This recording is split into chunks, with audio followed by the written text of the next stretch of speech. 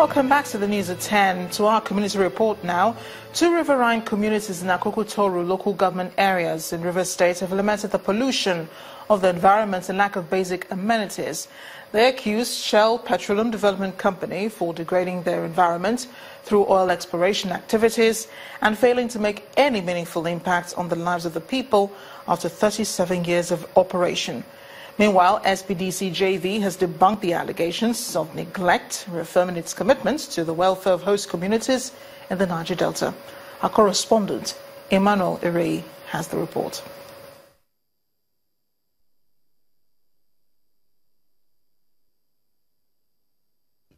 Nine Mobile. Here for you. Here for Niger.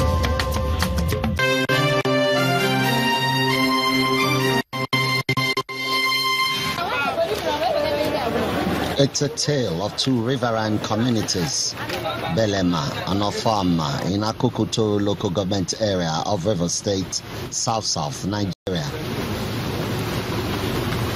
Rich in crude oil deposits, both communities have a combined population of about 9,000 people, founded centuries ago, but largely underdeveloped, lacking basic amenities like potable drinking water, schools and hospitals. Most of the locals here depend on seafood for their livelihood. It's a line of business for most families too.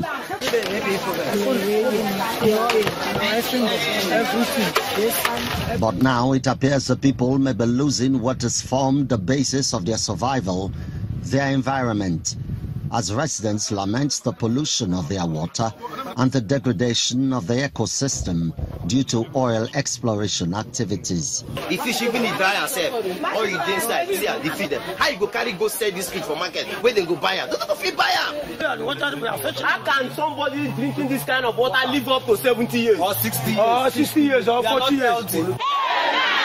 The people resort to prayers as women, men and youths gather to stage a protest.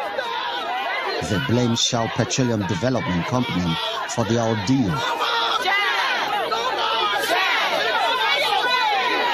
The protesters engage security agents as they try to occupy OML 25 Shell flow station in the community. The agitations are just one thing. Look, these people have stayed there for years. They don't have water, they don't have light, they don't have development, please, and they don't have employment. Can you please leave our land based on your lease has been expired? I think it's not a big deal.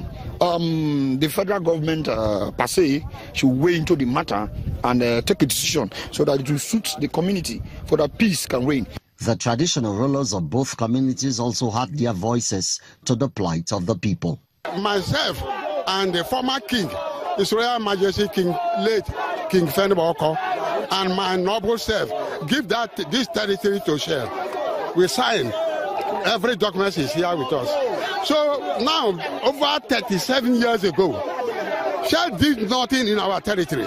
The ecological and aquatic devastation caused by oil and gas exploration in our area, in our community, is quite colossal and astronomical when compared to the infinitesimal amount of money we receive as what we call FTO payments, courtesy calls, drinks, and wages. Meanwhile, Shell Petroleum Development Company SPDC has denied neglecting its host communities of Belema and Ofama or any part of the Niger Delta.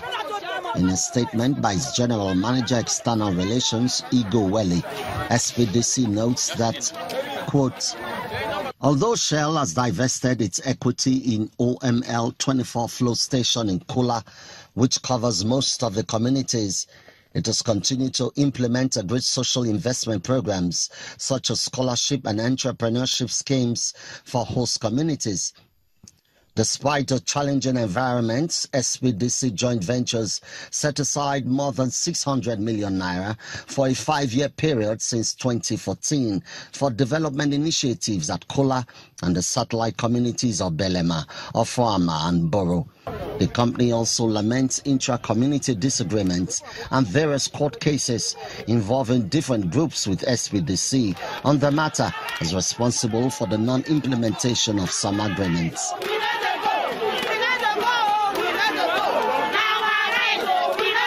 As the people continue to press home their demands, they are calling on all concerned to seek a quick resolution of the issues. Emmanuel Ere, Channels Television News.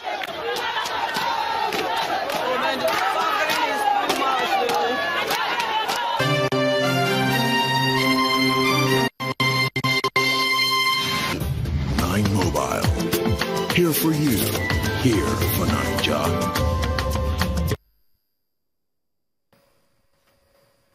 And now to the arts. Nigerian art is considered dynamic because it is the product of cross-fertilization and influences from at home and outside. One artist, Sadiq Williams, is expressing his creativity by fusing martial arts, multi-dimensional arts, and a bit of culture in his works. Art Review tonight showcases Sadiq Williams as he exudes energy.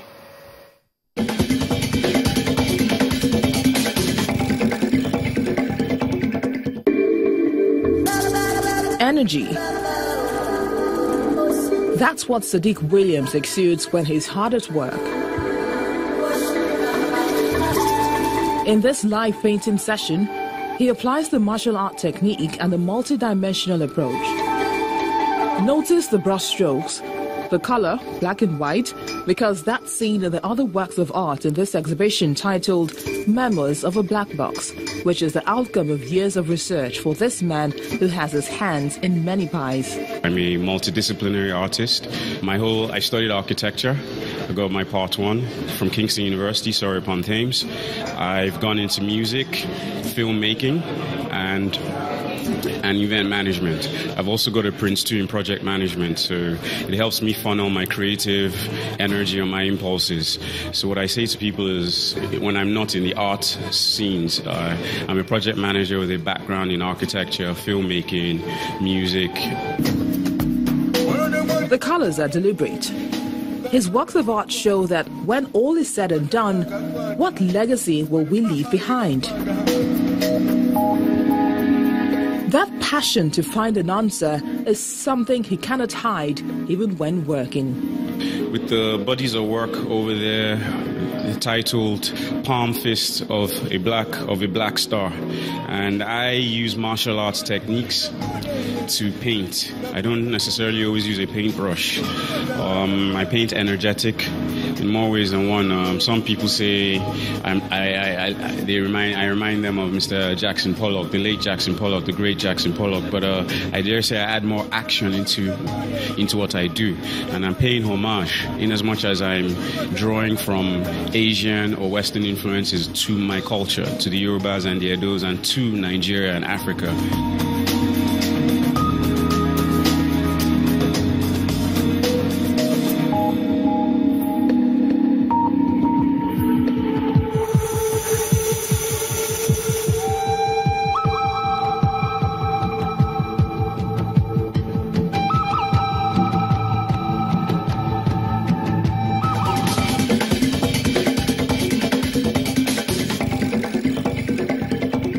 The United Nations is asking the federal government to increase funding for education for Nigerian youth to achieve their full potential. The head of the Youth Development Department of the United Nations Development Programme, Mr. Adam Bergman, who spoke at an event to mark the International Day for Young People, describes investment in the education of young people as an important ingredient for national peace building. According to him, good education and youth participation in decision-making process are key to building sustainable peace. Across the world, the role of young people in the growth of the economies of nations is regarded as indisputable. According to the United Nations, Africa has the fastest growing and most youthful population in the world. Over 40% of sub-Saharan African population is under the age of 15. Over 50% of Nigeria's population are people under 30 years of age.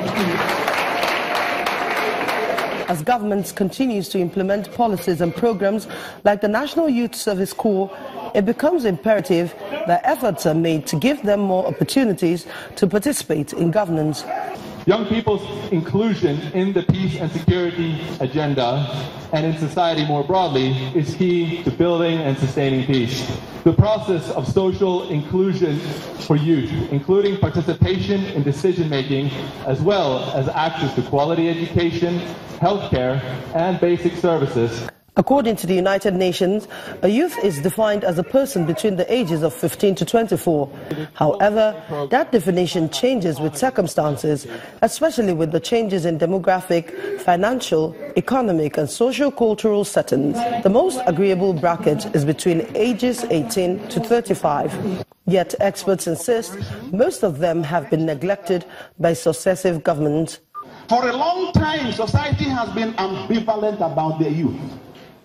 Many countries that talked about the vital role of the young people in their destinies simultaneously express paranoia about these same young people.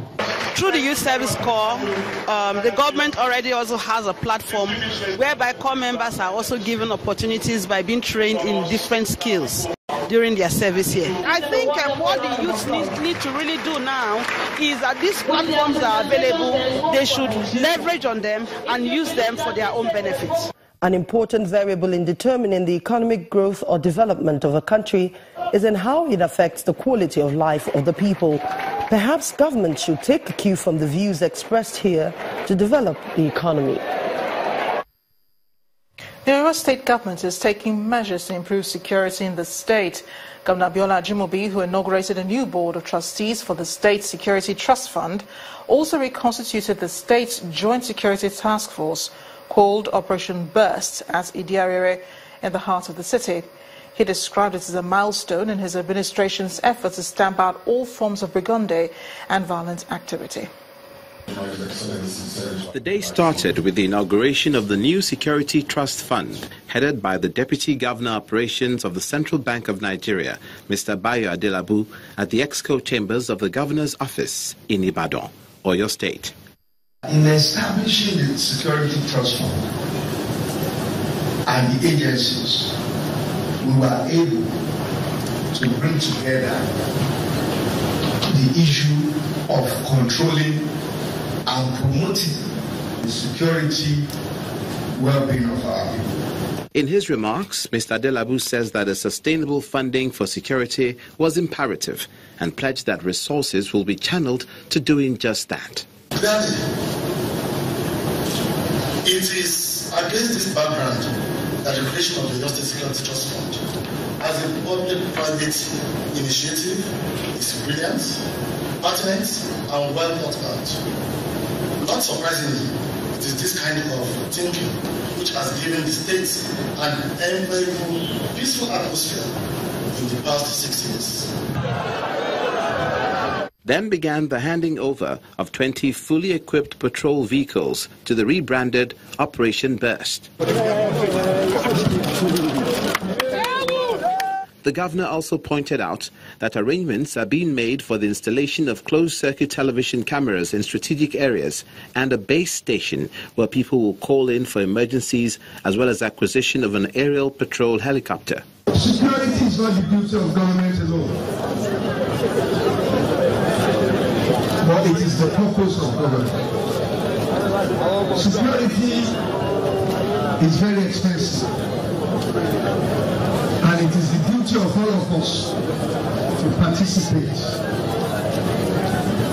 in the funding and the enhancement of security in the West. The new Operation Burst has been reinforced with officers and men of the Nigerian Army, the Navy, the Special Response Squad of the Police, and the Nigerian Security and Civil Defense Corps to renew the people's confidence in the capacity and capability of the outfit. Still ahead on the news at 10, Benin Republic beat Nigeria 1-0 in the first leg of the African Nations Championship qualifier in Cotonou. Do stay with us.